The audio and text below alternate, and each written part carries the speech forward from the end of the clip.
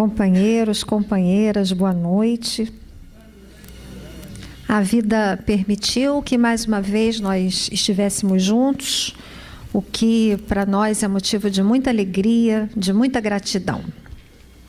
Que Jesus abençoe os nossos esforços de busca de conhecimento, de aprimoramento espiritual, que nós nos sintamos cada vez mais fortalecidos para o enfrentamento das nossas lutas, das nossas dificuldades.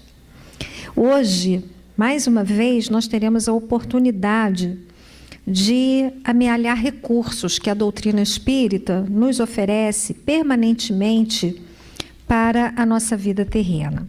Embora seja um estudo do Livro dos Médiuns, que é um livro escrito por Kardec, segundo ele próprio na introdução, para servir de guia àqueles que desejavam pôr-se em relação com os espíritos, em comunicação com os espíritos, portanto, um livro mais especialmente dirigido a médiuns e pesquisadores dos fenômenos. Esse tema a todos nos afeta, porque os espíritos nos têm revelado que as obsessões têm estado tão frequentes na nossa vida contemporânea, no nosso mundo contemporâneo, que eles definem mesmo como uma epidemia. Tamanha escala, né, do fenômeno, do processo obsessivo. Então, Kardec, mesmo falando aos médiuns, vai estabelecendo relações que servem para a nossa vida, mesmo daqueles que não lidamos diretamente com os espíritos. Ele começa falando acerca desse fenômeno, definindo como uma das maiores dificuldades com que pode se deparar um médium ou aquele que pretenda ter um trato mais direto com os espíritos. Ele põe entre os escolhos, os obstáculos, os maiores obstáculos, o da obsessão. E ele vai dando um tratamento, esse capítulo não é pequeno, em que ele vai analisando, definindo o fenômeno, né? Kardec era um professor, então vai apresentando o tema de uma forma assim, bastante didática, começando por definir o fenômeno, depois ele vai criando as categorias, depois ele vai falando dos modos de prevenção, como é que a gente pode observar se está envolvido num processo obsessivo, quais são os meios de combater. É um capítulo assim, fácil até de uma leitura, mas fácil para uma leitura que a gente possa fazer depois, na nossa casa, mesmo sozinhos, não é? Então, ele começa a definir a obsessão. A definição que ele apresenta aqui é de que a obsessão é o domínio que os espíritos logram adquirir sobre certas pessoas. Aqui ele define, no contexto do Livro dos Médiuns, como um processo que parte do mundo espiritual ou dos desencarnados em relação a nós que estamos no corpo físico. No entanto, se nós formos compreendendo a obsessão como um processo de domínio de uma mente que deseja se impor e se impõe efetivamente a outra, nós vamos ver que, desde que haja dois espíritos, encarnados ou desencarnados, essa relação pode se estabelecer. Nós temos relações obsessivas entre os encarnados também, não é? Sueli Caldas Schubert, no livro Obsessão, Desobsessão, estuda essas diferentes nuances. Ela chama atenção para o fato de que, quando nós desejamos exercer um controle, um domínio em relação às pessoas com quem convivemos, nós assumimos uma atitude de obsessores. A obsessão pode partir do encarnado em direção a um desencarnado, quando, por exemplo, nós continuamos assediando sistematicamente com o nosso pensamento aqueles afetos que partiram, os nossos parentes que já se foram, e nós não os abandonamos com os nossos pensamentos obsessivos, pedindo às vezes que eles nos ajudem na nossa vida costumeira, nas situações difíceis que enfrentamos. Muitos dos nossos irmãos não têm condições espirituais de socorrerem, porque eles também estão precisando ser socorridos. Mas vamos pensar numa mãe que parte, está no mundo espiritual, se ela consegue, assim, tão tranquilamente seguir a sua trajetória como ser espiritual, vendo os seus filhos em desespero na Terra, chamando por ela o tempo todo. Então, às vezes, o processo obsessivo pode partir de um encarnado em relação ao desencarnado. Também há relações de dominação entre os espíritos. Os espíritos também têm uma hierarquia em que alguns se impõem, se sobrepõem aos demais, exercendo funções de liderança, de comando. Então, nós vamos entender que o processo obsessivo acontece quando um espírito se impõe sobre outro de maneira sistemática. Porque se nós estudarmos o Livro dos Espíritos, lá na pergunta famosa 459, nós vamos ver que os espíritos influem de tal maneira nas nossas ações, nos nossos pensamentos, que os espíritos dizem: de ordinário são eles que vos dirigem. Nós vivemos em regime de coexistência com o mundo espiritual. O mundo espiritual a gente ainda pensa como um mundo distante, não é? Um mundo quase fantasmagórico, um mundo que está em algum lugar, para alguns no fundo da terra, não é? E também nas alturas para outros. O mundo espiritual é um mundo paralelo. O mundo espiritual é aqui, agora, também, neste ambiente. Os espíritos estão aqui presentes. Nós sofremos a influência dos espíritos, porque os nossos pensamentos se associam a outros pensamentos. O tempo todo nós estamos em interação com o mundo espiritual. Quando se caracteriza um processo obsessivo? Kardec usa uma palavra, né? A tenacidade de um espírito em frequentemente dominar o outro. Então, é quando alguém se impõe de uma forma mais duradoura sobre outra pessoa. Isso é diferente das simples influenciações espirituais, usando uma expressão do espírito André Luiz, né? Ele tem uma página, se tivermos tempo, nós leremos no fim. Se não for possível, nós deixaremos aqui a indicação para os companheiros poderem pesquisar em outro momento. Essas influências costumeiras, todos nós sofremos e todos nós exercemos também sobre os outros, porque nós não somos almas que conseguimos manter o nosso pensamento sempre numa faixa elevada. Aliás, se a gente pudesse fazer, não é, um mapeamento dos pensamentos, como a gente faz aí o mapeamento cerebral, os exames de imagem, a gente ia ver que na maioria das vezes os nossos pensamentos correm muito paralelamente à vida material, não é? Com picos de elevação, nos momentos de prece, nos momentos da oração, nos momentos do trabalho mediúnico, das nossas leituras especiais, dos programas especiais que venhamos a assistir, porque, em geral, nós ainda nos alimentamos de conteúdos mentais, psíquicos de baixa qualidade, característicos dos seres que vivem aqui. Nós que aqui vivemos somos espíritos inferiores. Esse é um aspecto fundamental para nós pensarmos os nossos irmãos obsessores.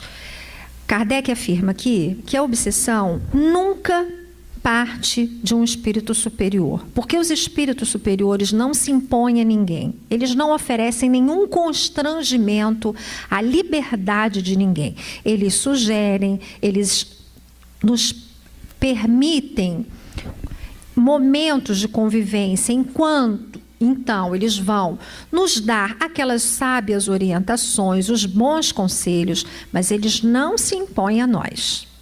Agora, dizer que a obsessão parte de espíritos inferiores não quer dizer que, não é o mesmo que afirmar que a obsessão parte de espíritos maus. Quem participa da tarefa da desobsessão, dos trabalhos de desobsessão, e está acostumado a ouvir, a dialogar com os espíritos, pode perceber que as suas motivações são tipicamente humanas. Os seus sentimentos são sentimentos humanos apenas. O que é uma vingança? Quantos de nós não nos vingamos cotidianamente? Que não precisa ser dessa forma assim, de pegar uma arma Não precisa ser uma vingança extraordinária, as pequenas vinganças do cotidiano, não é? O ato de não perdoar, o quanto nós carregamos mágoas no nosso coração. Os obsessores são espíritos muito magoados. Não perdoo. É isso que nós ouvimos deles. Não vou perdoar. O que fez comigo eu considero muito grave, eu não vou perdoar. Quantas vezes nós repetimos, não, eu não vou perdoar. E quantas vezes ouvimos os desencarnados, pela boca dos desencarnados, aquilo que nós próprios costumamos dizer, não é? Não, porque não acho justo. Depois de tudo o que fez, isso não é justo. No outro dia, não resolvendo uma questão de família pelo telefone, minha irmã ligou, pediu uma opinião, numa situação jurídica, e eu me vi dizendo isso para ela. Não, eu acho que aqui você não deve ceder, porque não é justo, mas eu estava vindo do centro da tarefa da desobsessão. Então, imediatamente, a associação se fez. Eu falei, estou falando igual a ele. Ai, meu Deus, vou voltar lá no centro para ser doutrinada depois. Alguém vai ter que dialogar comigo e dizer, filha, desapega disso. Não é? Então, pensarmos nos nossos irmãos desencarnados, obsessores, como irmãos em sofrimento e que acham que a sua causa é uma causa legítima, nos ajuda a olhar de uma forma mais piedosa para esses companheiros. Não são espíritos maus muitas vezes, outras vezes são espíritos que ainda estão associados a um comportamento deliberadamente mau. Eles sabem que eles estão no desvio e eles desejam permanecer assim, por dois motivos. Primeiro, porque os mais esclarecidos sabem que com o arrependimento virá a reparação. Então, eles adiam esse momento até não poderem mais, né? E outros porque as suas motivações emocionais ainda são muito fortes, muito arraigadas. Então, Kardec começa definindo a obsessão como essa posição de domínio de um desencarnado sobre o encarnado. No caso do médium, como é que isso se evidencia?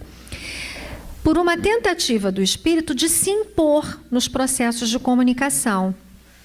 Ele quer se manifestar sempre, ele quer tomar conta do médium, ele quer ser dono do médium, ele tenta evitar que outro espírito se comunique, ele quer se comunicar em momentos indevidos.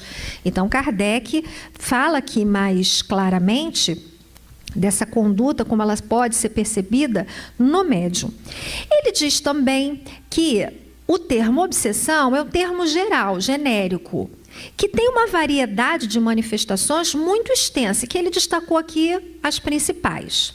Aqui ele chama de obsessão simples, aqui ele chama de fascinação, aqui ele chama de subjugação. Então vejamos como é que ele define a obsessão simples. Dá-se a obsessão simples quando um espírito malfazejo se impõe a um médium, se imiscui a seu malgrado nas comunicações que ele recebe, o impede de se comunicar com outros espíritos e se apresenta em lugar dos que são evocados. Ninguém está obsidiado pelo simples fato de ser enganado por um espírito mentiroso. Isso é um detalhe importante. Nenhum médium pode ter a presunção de não ser enganado. Eu nunca vou ser influenciado por um mau espírito. Isso já é um sintoma de alerta. Quando o médium se acha invulnerável, quando qualquer um de nós começa a dizer, comigo não, né? Eu estou acima dessas coisas. Não adianta vir nenhum espírito, não, porque eu já sou uma pessoa espiritualizada. Negar a possibilidade do fenômeno é abrir uma porta enorme para que ele se estabeleça. Nós precisamos nos reconhecer vulneráveis, porque o somos, meus irmãos. O somos. Porque nós temos as nossas imperfeições, que são o que dão aso aos processos obsessivos. A imagem da tentação de Jesus no deserto já nos mostra que mesmo os grandes espíritos recebem investidas do que nós chamamos companheiros das trevas. É porque esses companheiros não conseguem alcançá-los, dado o nível diferente de vibração, de vida mental, de equilíbrio. A maioria de nós não vive essa vida íntima equilibrada. Nós temos maus sentimentos, maus pensamentos e por isso podemos ficar vulneráveis a essa imposição dos espíritos. Então Kardec diz aqui, o melhor médium se acha exposto a isso. Vocês poderão perguntar, Chico Xavier também? Também. Ele próprio não se considerava um médium invulnerável. Ele próprio achava que tudo era passível mesmo de engano. Tanto que as obras, antes de serem publicadas, eram analisadas. Sempre se fez um grupo, até hoje, Divaldo Franco entrega, quando as obras têm um caráter, um cunho psicológico, ele entrega a revisores especializados na área da psicologia, para ver se não tem nada equivocado ali, não é? Porque o espírito pode não ser deliberadamente mal, mas pode ter havido também um problema no processo de captação mediúnica. O médium tem que se reconhecer falível, imperfeito, né? Então é importante nós pensarmos sobre isso. Ele diz que mais ainda no começo, quando o médium é inexperiente. Só vai se caracterizar a obsessão, diz ele, por essa tenacidade de um espírito, do qual não consegue desembaraçar-se a pessoa sobre quem ele atua. Por que ele chama de obsessão simples? Porque quando isso acontece, o médium tem consciência. E nós também percebemos muitas vezes que algo está errado conosco. Que nós não estamos bem quando a vida não está andando como a gente espera, né? Quantas vezes a gente diz, não é possível, eu preciso tomar um passe. Tem alguma coisa errada, está dando tudo errado na minha vida, né? Eu tenho um colega de trabalho, agora ele não trabalha no mesmo campus que eu mais, né?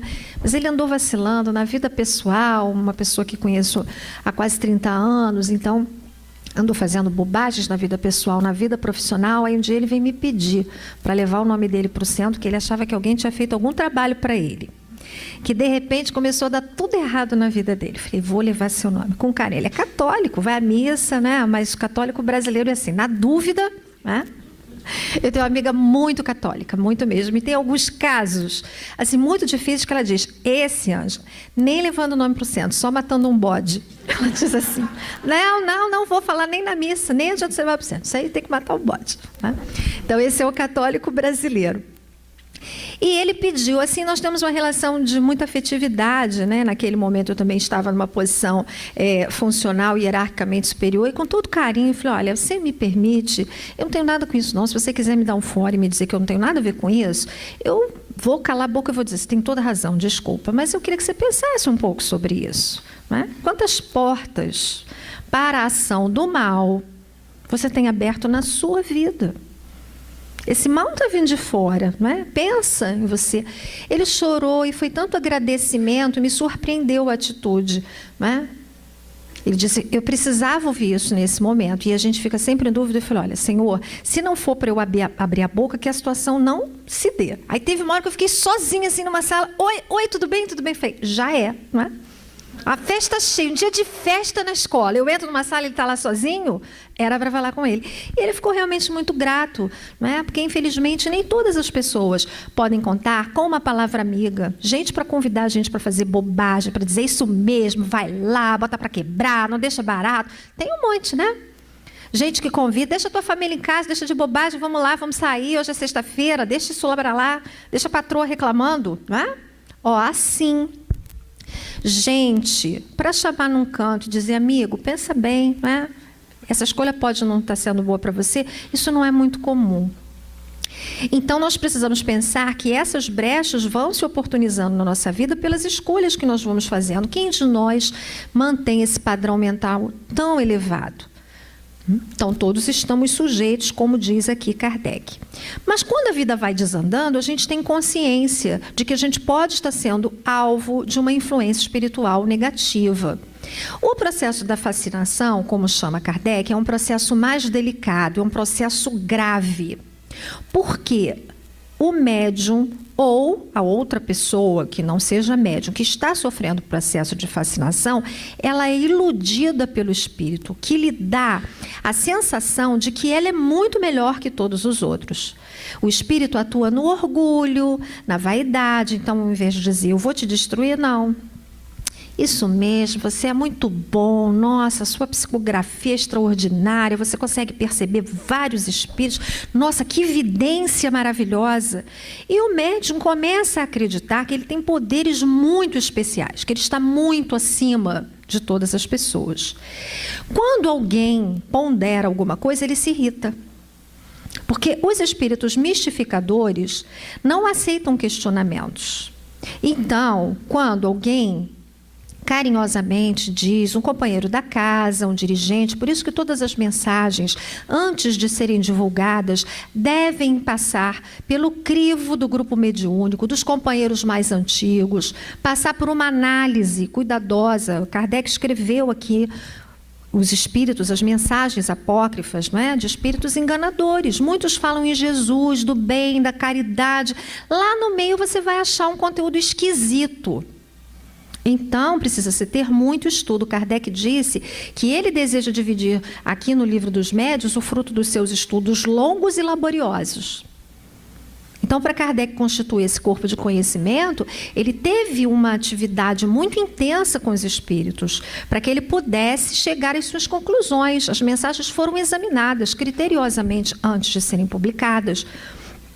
Então, esse é o dever de um grupo mediúnico. Tudo que acontece naquele grupo, na intimidade do grupo mediúnico, só deve vir a conhecimento do público depois de uma análise bastante cuidadosa. E se o grupo está avaliando que tem algum conteúdo estranho e o médium se ressente, algo precisa ser um sinal ali, precisa ser, uma luz precisa ser acesa, vamos dizer assim. Porque os espíritos superiores não têm problema nenhum em serem questionados. E o médium humilde vai dizer, eu posso ter errado mesmo, dá uma olhada, de repente, nem é do espírito, não é?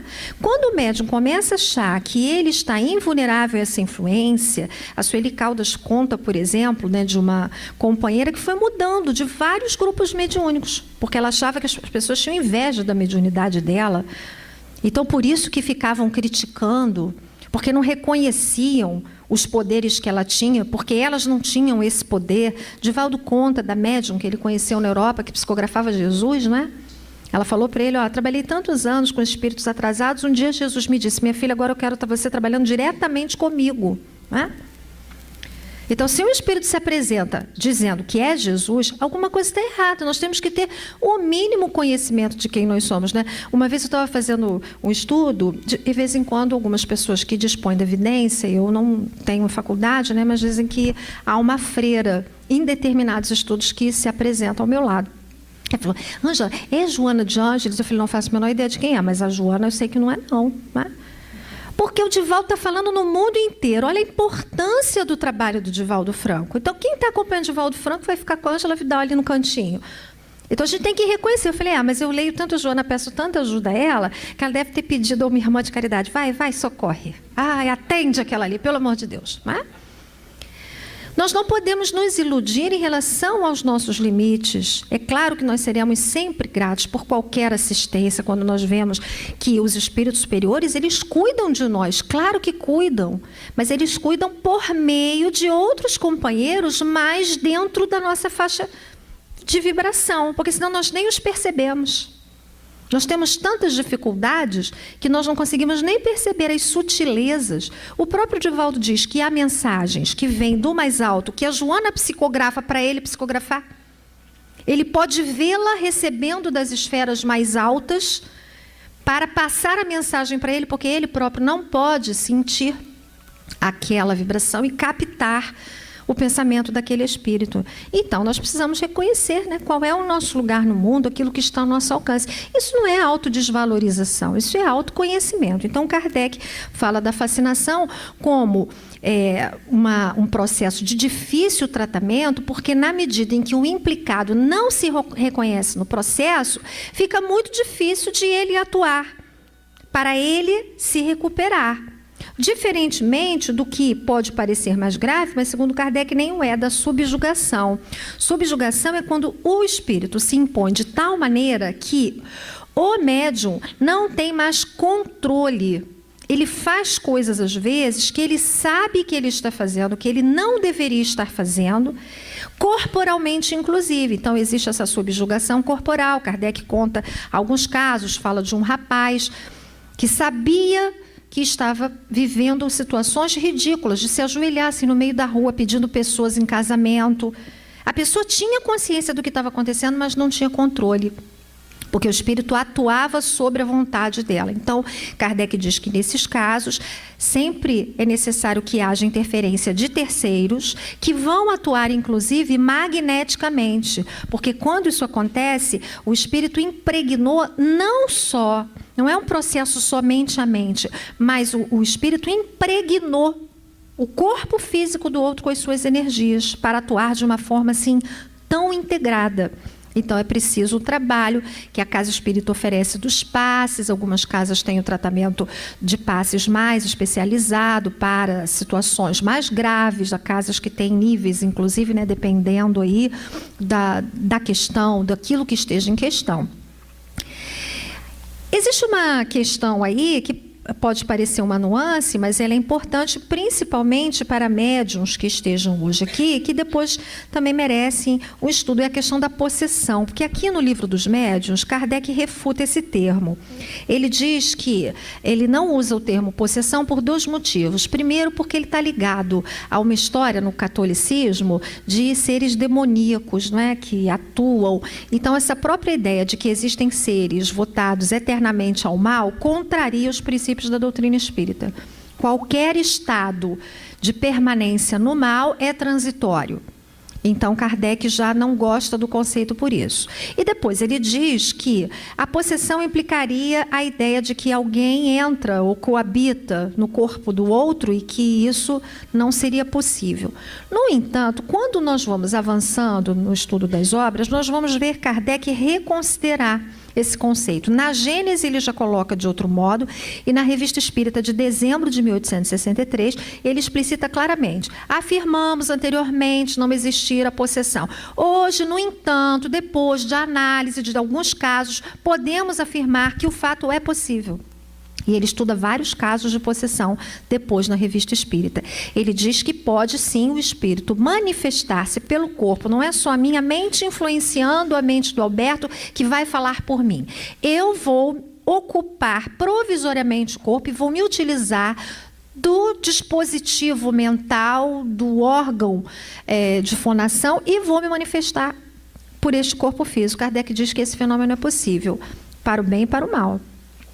Nas grandes inspirações em que o médium também é tomado por espíritos elevados, isso aí seria uma possessão do bem, vamos chamar assim. Ele diz que isso é por pouco tempo, naturalmente, essa coabitação não é demorada. André Luiz vai estudar o fenômeno no livro Nos Domínios da Mediunidade, ele vai falar também dessa psicofonia mais... Primeiro ele trata da consciente, depois ele fala também da inconsciente, em que existe esse estado. Leon Denis depois criou o termo incorporação, que pegou no Brasil, né? É uma expressão que pegou não só no meio espírita, mas também em outras religiões que lidam com a comunicação com o mundo espiritual. Então, esse termo incorporação aqui no Brasil ganhou também muito espaço. Então, é importante nós pensarmos esse processo também de constituição do espiritismo. A Revista Espírita parece um making-off da codificação, né? A codificação é a síntese. E nós vamos vendo como é que, ao longo dos anos de publicação, porque a Revista Espírita é o nome geral que nós damos a um conjunto de publicações que tiveram início em janeiro de 1868 e só terminaram em abril de 1869, um mês depois da morte de Kardec, né? Kardec morreu no dia 31 de março, mas já deixou o fascículo do mês seguinte pronto, então ele ainda foi publicado.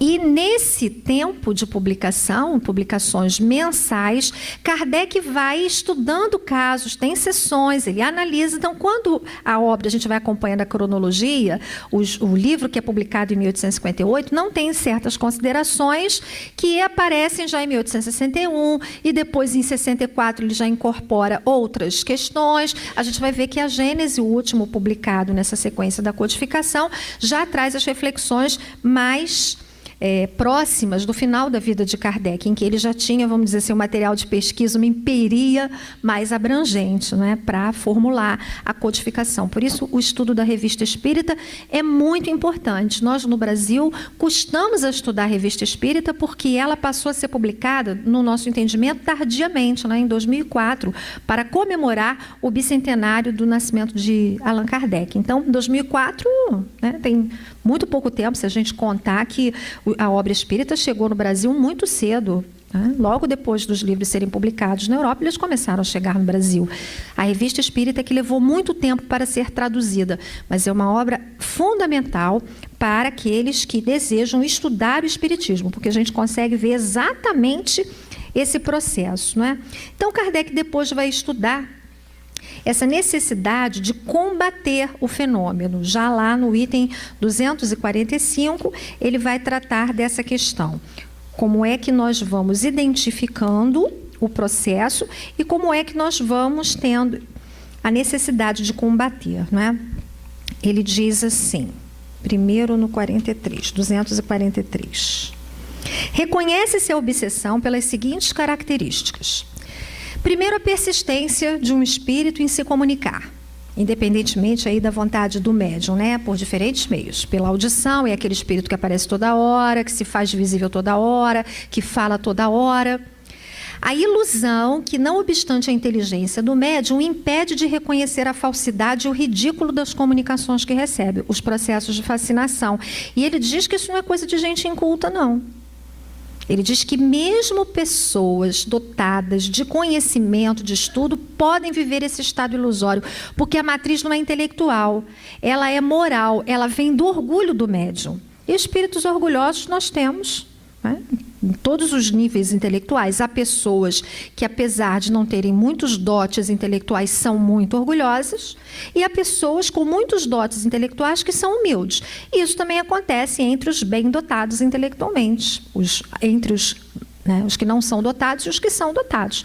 Bem dotados intelectualmente, nós vamos encontrar almas orgulhosas e almas mais humildes, vamos dizer assim, né? Porque espíritos humildes, assim, na Terra, não está muito fácil de achar, né? Nós temos mais espíritos orgulhosos e, ao final dessa vida, o máximo que nós vamos conseguir é sairmos daqui um pouco mais conscientes dessa nossa pequenez, que não é desimportância, não é, companheiros? Ser pequeno não é ser desimportante. O verme é muito pequeno e ele tem um papel fundamental. O verme é tão importante para o funcionamento do todo quanto nós. Ele tem a sua função. Porque Deus não cria nada inútil. E Ele também não nos faria e não nos criaria para a inutilidade. Então, admitir que somos pequenos não nos torna desimportantes. Nós temos também o que fazer, o nosso lugar na criação, o nosso papel no mundo, reconhecendo que o nosso papel é um papel pequeno, não é? Porque se o Chico dizia que ele era o subverme, né? Imagina a gente assim, do sub, né? Vamos descendo aí. A crença na infalibilidade, na identidade absoluta dos espíritos. São Espírito escreveu lá que é São Vicente de Paulo. É São Vicente de Paulo, né? Não questiona a autoridade daquele espírito se o conteúdo é compatível com aquilo que o espírito afirma ser. Confiança do médium nos elogios que lhe dispensam os espíritos que por ele se comunicam. Muita gente estranha a severidade com que Emmanuel tratava o Chico, né? Nada de confete. Chico, você não é nada, né? Em uma certa ocasião, Chico estava assim, muito triste com a situação de um parente, né? Que vivia uma obsessão muito grave. E o Emmanuel se manifestou e disse para ele, sabe o que é isso, Chico? Orgulho. Você não aceita que você que ajuda tanta gente, que resolve a vida de tanta gente, não pode resolver o problema do seu parente. O nome disso é orgulho. A gente fala, puxa, como é que Emmanuel teve coragem de dizer isso para o Cândido Xavier, não é? Porque sabia que esse era o remédio, que era muito importante que o Chico se mantivesse consciente da sua pequenez, porque o Chico ainda é pequeno. Ele é grande para nós, que somos muito pequenos, mas se nós pensarmos assim na hierarquia dos mundos, os espíritos dizem que há virtudes que nós nem conhecemos. Só estudar lá o capítulo, né, do Evangelho, capítulo 17, tem 4, um homem de bem. Só para ser homem de bem, a gente vive batendo no peito, dizendo, não, eu sou uma pessoa de bem. Vamos ler lá o homem de bem. Tudo aquilo que precisa ter para ser um homem de bem, não é? Não é mesmo para essa nossa condição provisória. Espera aí que desmarcou aqui. Disposição para se afastar das pessoas que podem emitir opiniões aproveitáveis. A pessoa se afasta daqueles que estão dizendo a verdade ou que a questionam. Tomar a mal a crítica das comunicações que recebe. Necessidade incessante e inoportuna de escrever. É quando se dá pela psicografia. Constrangimento físico qualquer, dominando-lhe a vontade, forçando-o a agir ou a falar a seu malgrado. Rumores e desordens persistentes ao redor do médium, sendo ele de tudo a causa ou objeto. Onde aquele médium está, há problema, há confusão. E aí Kardec apresenta aqui um raciocínio muito importante, porque diante de tantos perigos da prática mediúnica, ele diz que muita gente questiona, então, por que a gente deve se comunicar com os espíritos. Por que, então, não é melhor, então, a gente deixar isso tudo para lá? Se isso tudo pode acontecer? Então, Kardec questiona, diante do perigo da obsessão, ocorre perguntar se não é lastimável o ser-se médium. Não é a faculdade mediúnica que a provoca? Numa palavra, não constitui isso uma prova de inconveniência das comunicações espíritas? Fácil se nos apresenta a resposta e pedimos que a meditem cuidadosamente. Eu, quando li a primeira vez, escrevi aqui, que primor! Não foram os médiuns nem os espíritas que criaram os espíritos. Ao contrário, foram os espíritos que fizeram, haja espíritas e médiuns. Então não foi o espiritismo que criou o processo existe. E os médiuns existem porque os espíritos se comunicam, e não o contrário. E ele diz mais, que é muito melhor quando a gente toma conhecimento e a gente tem controle, porque se a gente não sabe, nem tem como controlar. Leon Denis, no livro No Invisível, usa uma imagem que sempre me parece muito apropriada, que é a da energia elétrica. A eletricidade não é perigosa? Se a gente não souber conduzir, ela pode ter uma capacidade de destruição enorme, não é? Mas quando a gente entende o seu funcionamento e a canaliza para um determinado objetivo, para diversos objetivos, olha quanta coisa boa ela é capaz de produzir, não é? Então, essa imagem também de André Luiz é uma imagem fértil, que corrobora aqui com o pensamento do codificador. Nós precisamos conhecer como o processo ocorre para que nós possamos nos conduzir na mediunidade de forma responsável, né? Ele diz aqui que, muito longe de facilitar a ação dos maus espíritos, o Espiritismo oferece elementos para nós combatermos essas más ações. E no item 245, ele começa a falar, então, das causas da obsessão, que variam. Ele diz que alguns espíritos, muitos deles, têm como motivação a vingança. Companheiros, quando nós ouvimos os relatos dos desencarnados, é perfeitamente possível nós compreendermos. Quando nós ouvimos só a vítima, nós nos apiedamos, porque há obsessões tão graves que conduzem as pessoas que lhe padecem os efeitos, a um estado deplorável de debilidade física, de doença física até, de distúrbios psíquicos de grande intensidade. Então, nós nos apiedamos. Quando ouvimos os relatos dos espíritos, nós compreendemos quão complexas são as relações humanas. Então, aquele espírito hoje que está aqui encarnado e que é suposta vítima, suposta é uma palavra da moda, né? Vou usar uma palavra da moda. A suposta vítima foi responsável por tanta dor e por tanto sofrimento que a gente já pergunta assim, quem é vítima de quem aqui? Quando a gente ouve um desencarnado dizer, eu era só um trabalhador, ele entrou na minha casa, ele matou os meus filhos, ele pôs fogo nas minhas terras, agora você quer que eu vá embora e perdoe? Se a gente não for muito firme, a gente diz assim, quer uma ajudinha, não é? Que a gente já passa a achar que nem está sofrendo tão pouco. Não é muito assim, não é? Porque essa história teve um outro começo. E o trabalho, muitos companheiros não entendem, porque eles pensam que nós nos aliamos à injustiça, não é? Nós estamos tentando impedir que a justiça seja feita. O que nós tentamos dialogar com esses companheiros é mostrar que a vingança é um mal para eles. Eles estão em sofrimento e que a justiça será feita, ponto. Nós não precisamos trazer a justiça para as nossas mãos, como vingadores e justiceiros, porque nada passa para a perfeita justiça de Deus. Esses companheiros pagarão até o último centavo. Não foi assim que Jesus disse? Daí não saireis até que esteja pago o último centavo. Nós só não precisamos ser agentes desse mal, porque senão a gente entra aí, né, na linguagem dos meninos, na vibe, e aí fica encarna e reencarna. Enquanto um está aqui, o outro está perturbando. Aí o outro desencarna, continua perseguindo. E aquilo vai se arrastando no tempo. Libertar-se pelo perdão é promover para si um estado de maior felicidade. Então nós dizemos, não, nós não estamos preocupados com eles. Né? Por que vocês estão defendendo? Não, nós estamos defendendo. Ele está lá, ele vai se resolver com a lei divina. Nós estamos preocupados com você. A nossa conversa é com você. E muitos se comovem, porque passaram vidas inteiras em que ninguém se importava com eles. Eles não conhecem mais essa linguagem da caridade. É muito importante nós pensarmos, companheiros, sobre isso nas casas espíritas, porque nós estamos vivendo um momento social de muita tensão e os discursos de ódio, eles vão crescendo no campo da política, no campo da religião, no campo jurídico. Cortem as cabeças cada vez mais.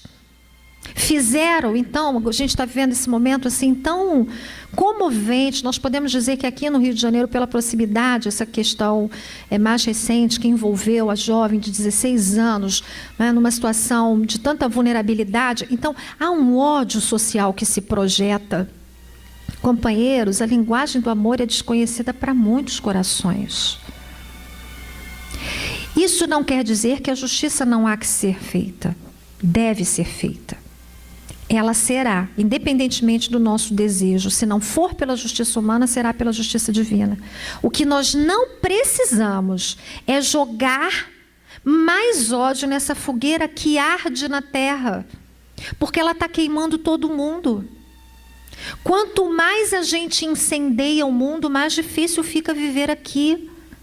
Nós precisamos de pacificadores. Essa recomendação de Jesus no Sermão da Montanha, bem-aventurados os mansos, bem-aventurados os pacificadores, porque serão chamados filhos de Deus. Os filhos de Deus não podem ter discurso de ódio nem no Facebook, nem na fila do banco, nem na fila do mercado, nem em casa assistindo ao jornal, nem falando com os filhos.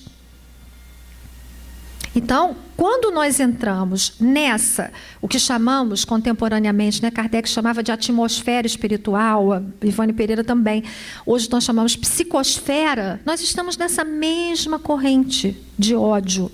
Nós precisamos projetar os nossos pensamentos para além dessas correntes. Pela oração, pela vigilância, tentando evitar que essas imagens se repitam exaustivamente, compartilhando, levando adiante, tocando no assunto, né? Orando por todos os envolvidos, miseravelmente envolvidos.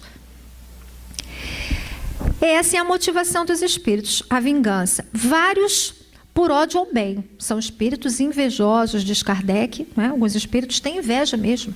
E Kardec pergunta, mas por que você não está perturbando aquele outro lá? E ele diz, porque igual a ele eu posso ser, eu não posso ser igual a esse aqui. Né? Então, há espíritos invejosos. Eles têm o desejo de fazer o mal porque eles têm inveja dos bons, eles têm ódio dos bons. E também por covardia, diz Kardec. Aproveitam as fragilidades humanas, as fraquezas humanas. Como é que a gente combate a obsessão? O combate à obsessão, segundo Kardec, no caso do médium, é provar ao espírito que não está iludido por ele. Ter mais paciência do que ele, Kardec usa a expressão, cansar-lhes a paciência, sendo mais paciente do que o espírito perseguidor. Pedir a gente para ser paciente, né? Requer, assim, da nossa parte também tenacidade no bem. Porque a verdade é que os bons, eles são muito hesitantes. Está lá no Livro dos Espíritos, né? O bom, para se afirmar bom, ele tem tanto pudor. O mal é corajoso, ele é ousado. Então, a gente precisa ter tenacidade no bem. Não adianta, pode me perseguir. Né? Quando os espíritos nos ameaçam nas reuniões mediúnicas, vou acabar com a sua vida.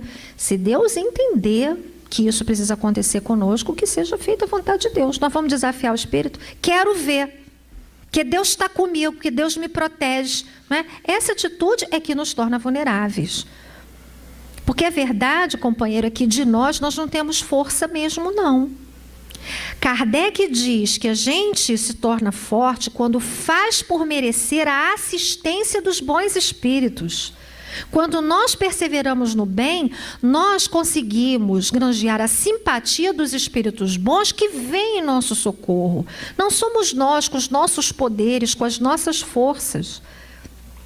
É que quando nós temos aquela perseverança e as boas intenções de permanecermos fiéis ao bem, o que não é fácil, muitos espíritos bons se apiedam de nós, simpatizam conosco e vêm em nosso socorro. E depois ele fala da oração. Oração por nós mesmos e oração pelos perseguidores. O nosso movimento é sempre isso, né? Tira de mim, afasta de mim. O nosso movimento não precisa ser também tudo bem, fica aqui, mas é de acolhimento, né? Olha, não sei o que fiz. Se eu te prejudiquei, me perdoe antes de dormir. Dialogarmos mentalmente com esses companheiros, se estamos percebendo as presenças. Eu não sei o que eu fiz, se eu te fiz mal, mas agora eu estou tentando encaminhar a minha vida de uma outra maneira. Se você quiser, me acompanhe até o centro, lá tem me feito muito bem. Então, a nossa atitude não deve ser de confronto, não é? Deve ser de reconciliação. No caso da fascinação, é um pouco mais difícil, como nós dissemos, porque a própria pessoa não reconhece, portanto, tem dificuldade em mudar de atitude mental. E no caso da subjugação, será necessária a interferência aí de terceiros, como nós dizemos. A origem das obsessões, reforça Kardec, está sempre nas imperfeições morais do médium. Ele relata um caso aqui bem pitoresco, né, de duas irmãs que foram pedir ajuda a ele, porque já tinham pedido ao padre e não tinha resolvido. Então, elas foram pedir ajuda a Kardec, certo de que ele poderia resolver o problema. Então, viu, não só os católicos brasileiros, os franceses também já hesitavam um pouco, né? Foram pedir ajuda ao codificador. E no diálogo com o espírito diz o seguinte: que elas tinham que, primeiro, que ele era um ex-empregado, que tinha sido bastante prejudicado por elas. Então, era uma vingança. E que depois elas não eram coitadas, não.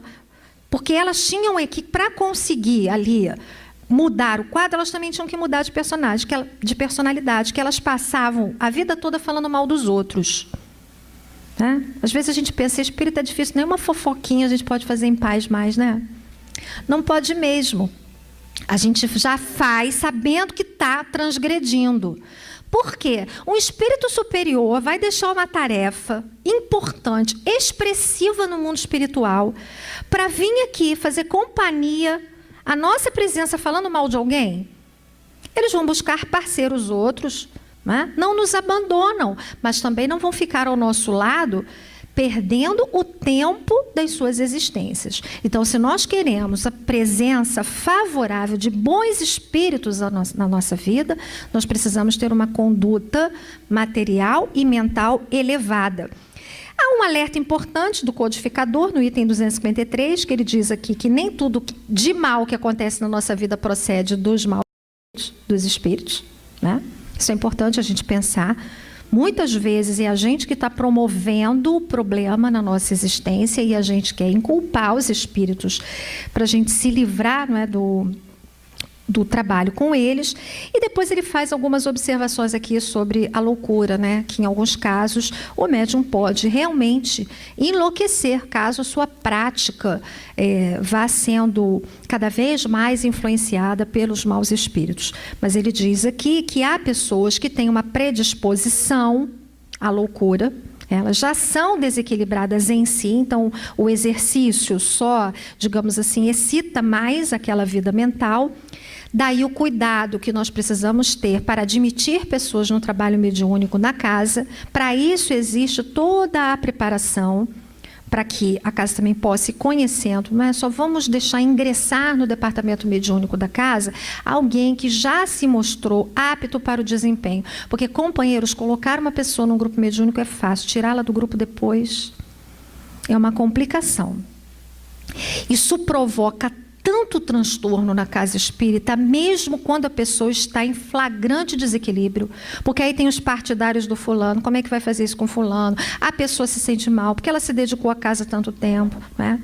Então, os dirigentes da casa têm que ser muito cuidadosos, muito cuidadosos.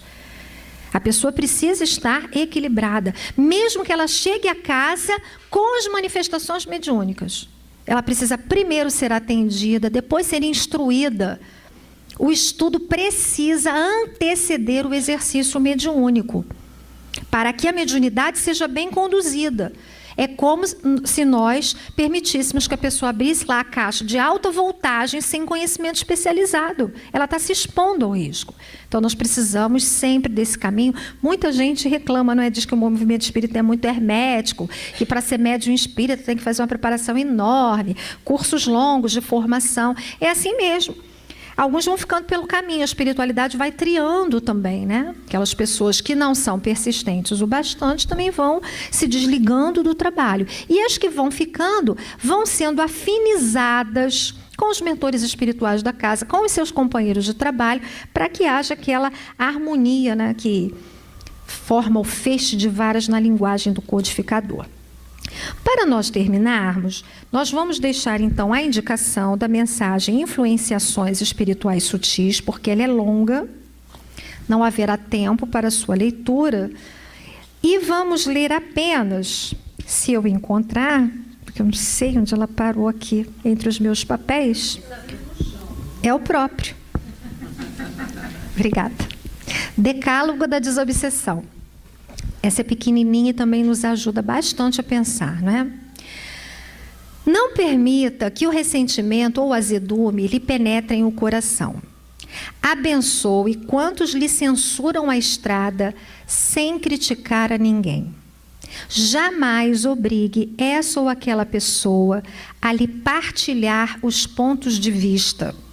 Habitue-se a esperar pela realização dos seus ideais, trabalhando e construindo para o bem de todos.